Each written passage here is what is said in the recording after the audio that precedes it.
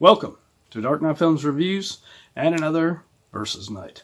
Tonight, I will be comparing Dracula, 1931, versus Dracula, 1931. So, let's get started on this one with the leads. Dracula stars Bela Lugosi and Edward Van Sloan.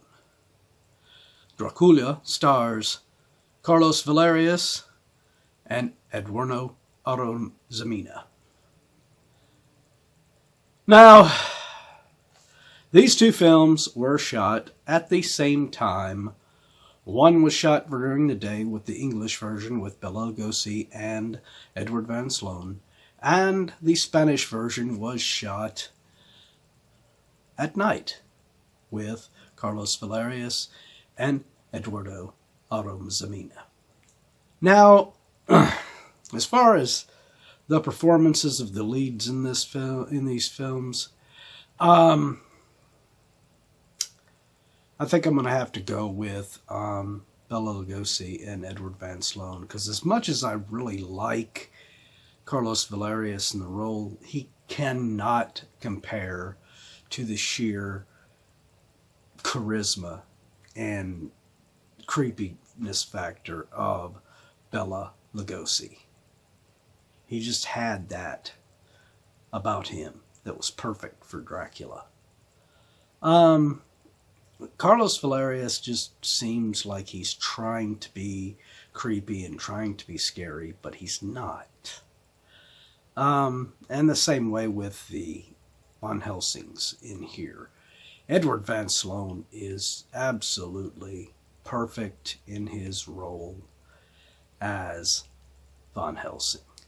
Eduardo Arozamena is doing his best, and there's nothing wrong with his performance, but every time I looked at him, all I kept thinking of was Eugene Levy.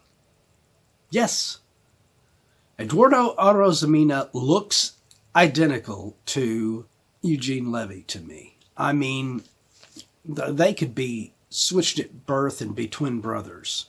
I mean, even though, they are years and years apart. He was back during the 30s, and Eugene Levy was from the 70s, 80s, and today now even.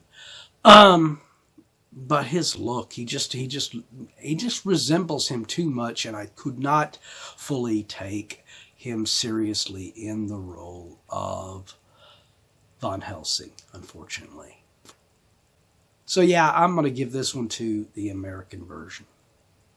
So let's move on to supporting and see if we can get a different outcome on this one. Supporting cast on Dracula consists of Ellen Chandler, David Manners, Dwight Fry, Herbert Bunston, Francis Dade, Joan Standing, and Charles K. Gerard. The supporting cast on Dracula consists of Lupita Tovar, Barry Norton, Pablo Alvarez Rubio, Jose Sariano Vicia, Carmen Guerrero, Emilia Sinisterra, and Manuel Arbo. Now, kind of like the leads, this one is kind of the opposite. Helen Chandler and David Manners are absolutely boring and lackluster in their roles, as is Francis Dade as Lucy. I never could get into Helen Chandler's acting. She is just so boring. Whereas on the other side of the spectrum, in the Spanish film, Lupita Tovar is absolutely gorgeous, and she can act. She is playing the role perfectly. She is excellent. And Barry Norton is a much better actor playing the Jonathan Harker variation of Juan in the Spanish version. Much better than David Manners' boring, lame-ass version of Jonathan Harker. in the American version. The main standouts of the American cast was Dwight Frye and Charles K. Gerard, which you could also say Joan Standing, but she kind of gets a shaft, which I will talk a little bit about later. But Dwight Frye's Renfield and Charles K. Gerard's Martin are really good in here. Unfortunately, the Spanish version, yes, the actor that's playing Renfield, Pablo Alvarez Rubio, is not quite as good as Dwight Frye. He is given a lot more to do, as does Manuel Arbo's version of Martin. And so it makes it to where the cast for the Spanish version supporting is a superior version, because it just has a much better class of actors in here. So unfortunately, I'm going to go with the Dracula on this one. All right, so let's move on to story and see if we can get a different outcome on this one. Both of these films follow the stage play version of the Bram Stoker novel. I don't really like the stage play version of the story. I prefer the novel's version of the story, which a lot of other films have really gotten and nailed. But out of these two, the writing on the American version, these are the same scripts basically, but they add a few things to the Spanish version that are not in the American version, which, like I said, it made Pablo Alvarez Rubio as Renfield and Manuel Arbo's Martin much more interesting characters than the American version, just because they have more to do in it, because there's more in the script for them to operate off of. So I don't know what happened there, and whether or not that was actually in the script, and for whatever reason the American version just cut some of that out.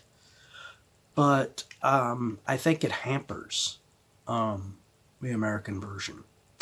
So I'm going to give this one to Dracula. All right, so let's move on to direction and see if we can get a final winner on this one. Dracula is directed by Todd Browning, while Dracula is directed by George Melford. Now, ironically, for being a Spanish production, a lot of the people involved in the Spanish version of the film were not really Spanish. Lupita Tovar is a Mexican-American actress. Barry Norton was an Argentina-American actor. And a lot of other ones were Mexican actors. There was only one or two actors in this that were actually Spanish, and one of them was Carlos Valerius playing Dracula in here. But George Melford is an American director.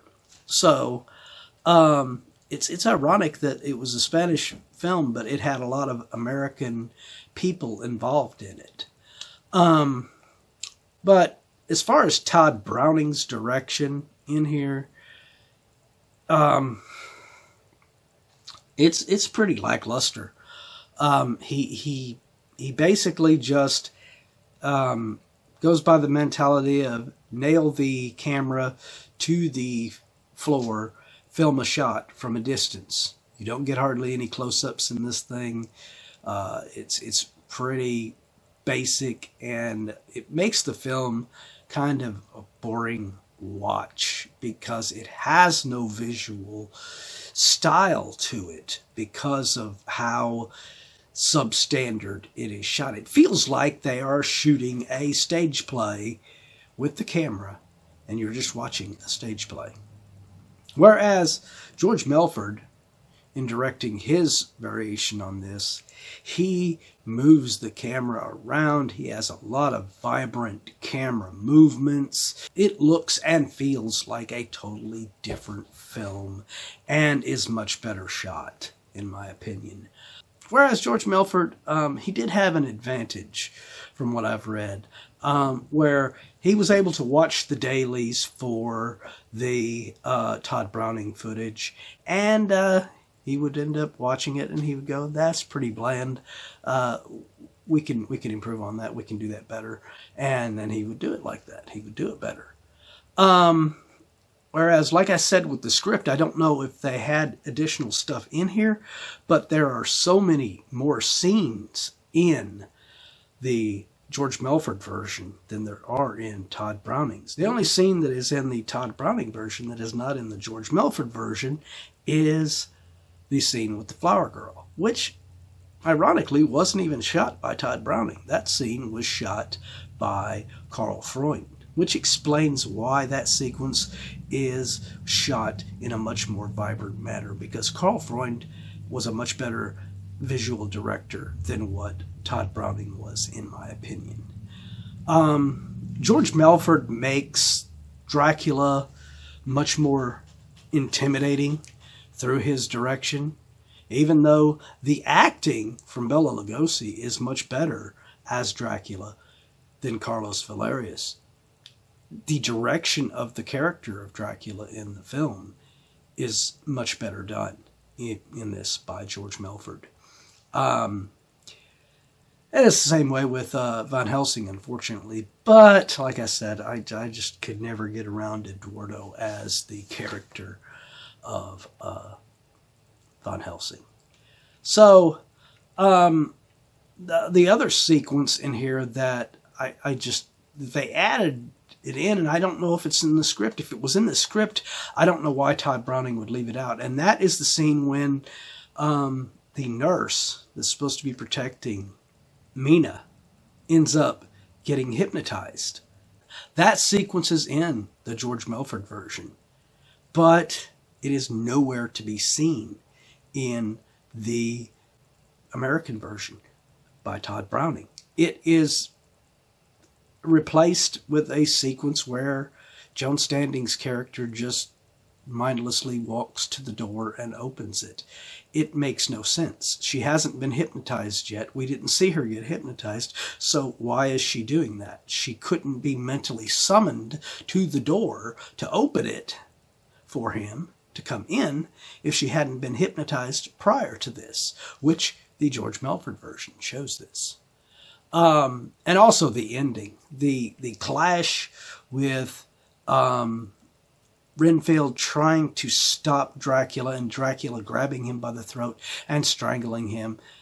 In the Todd Browning version, it is just so lame. He starts strangling him. He screams, really awesome, Dwight Frye does, and then he just does this lame little roll, casual, just weak thing down the stairs.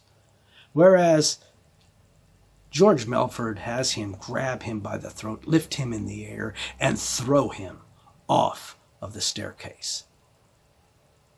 Much, much better than that lame version that Todd Browning did.